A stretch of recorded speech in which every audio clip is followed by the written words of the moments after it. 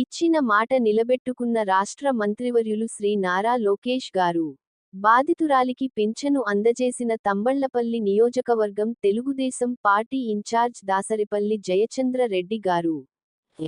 తంబళ్లపల్లె నియోజకవర్గం ములకలచెరువు మండలం వేపూరికోట పంచాయతీ బత్తలాపురంకి చెందిన రమణప్ప మరియు సరస్వతీల కుమార్తె జ్ఞానసాయికి 2016 తెలుగుదేశం పార్టీ ప్రభుత్వంలో అప్పటికి ముఖ్యమంత్రి శ్రీ నారా చంద్రబాబు నాయుడు గారు కాలేయమార్పిడి ఆపరేషన్ ప్రభుత్వం తరఫున జ్ఞానసాయికి ఆపరేషన్ జరిపించారు.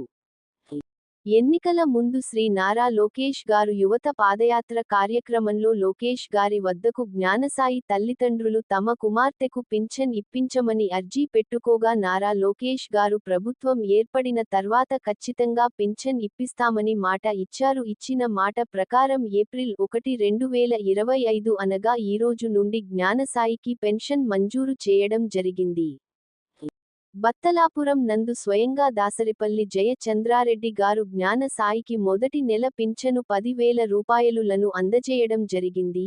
దీనికి జ్ఞాన సాయి తల్లిదండ్రులు కూటమి ప్రభుత్వానికి మరియు నారా లోకేష్ గారికి కృతజ్ఞతలు తెలియజేశారు.